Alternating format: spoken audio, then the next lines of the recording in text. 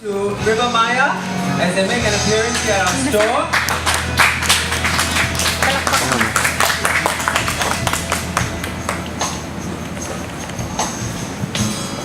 Nobody knows just why we're here. Could it be fate or random circumstance? But the right place at the right time. Two roads intertwine. If the universe comes by,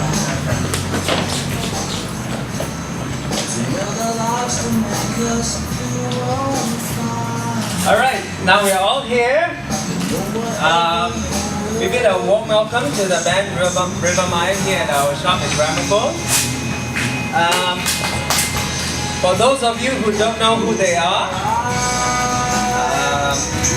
they're one of the most influential, critically acclaimed and significant Filipino bands that have shot to fame in the 90s.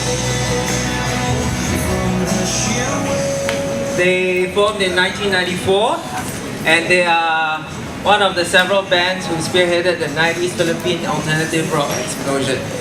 Alright, without further ado, I'm going to hand this interview session over to Curtis, who's going to do a question and answer session with them. Alright, Curtis.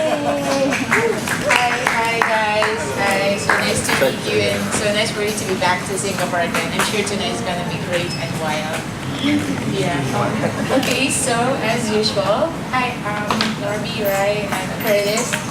I need to ask like really important questions. Norby can answer all of them. I know. Okay. First of all, it has come to your fans here, to the fans' attention here in Singapore that you have two new members. So before we meet them, the very first question in their minds are, especially when everybody saw the poster, was, "Where's Japs and Jason?" They're back home in the Philippines. No, but well, Japs is still part of the band. He's just on leave, taking care of his projects. He has a solo project called Japsuki and another project band called Beso Movement. Ever since Japs has been a member of two bands, River Maya and his original band, Daydream Cycle.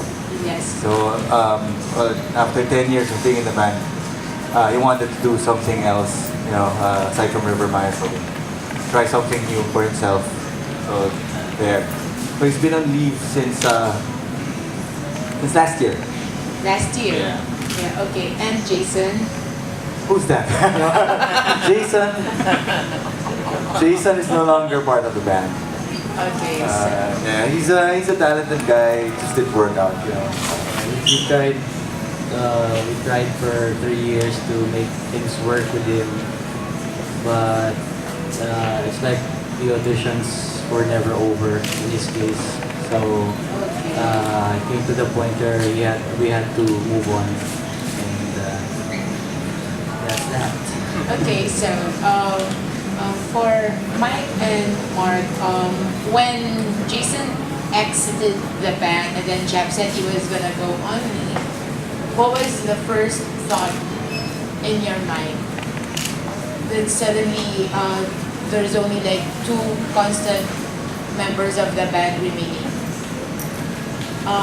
Actually, for me, it was quite an exciting time because we really didn't know what will happen. As of course you can just resort to getting session musicians and continue playing, but then we wanted the band. We wanted everyone to be really permanent members and people can identify with.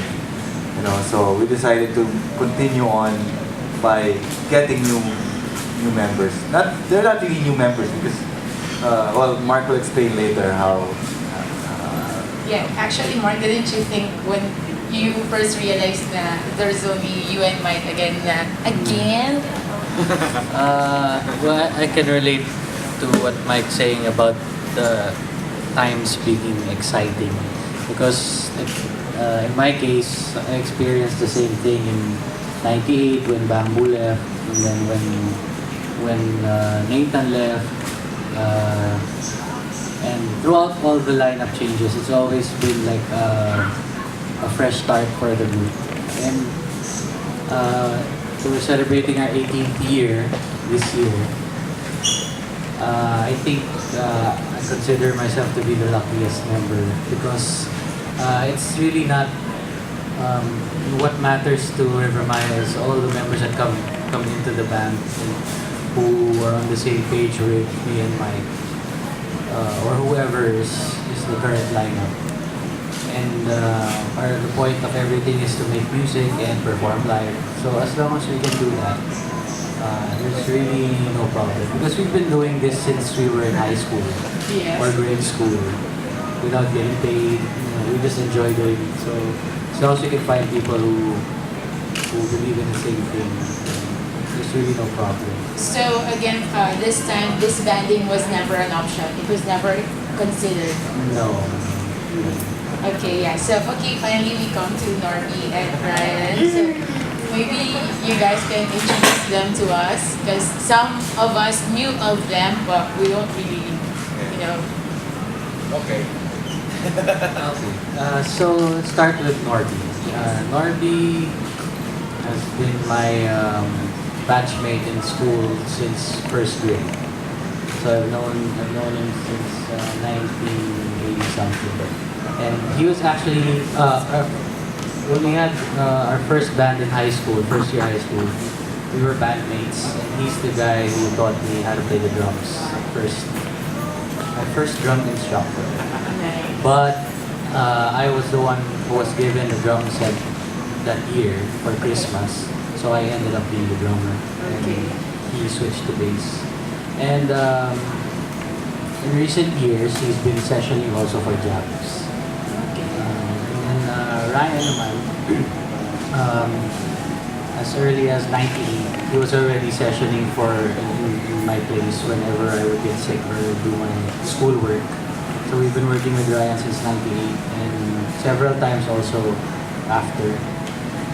And even off stage, we've been good friends for a long time. Somewhere along the way, Mike and Ryan also became bandmates. Norby, for one day. And so the three of them were in one band together. Yeah. And then Ryan and Norby were in a band together for a long time also. So it just felt natural to choose them as the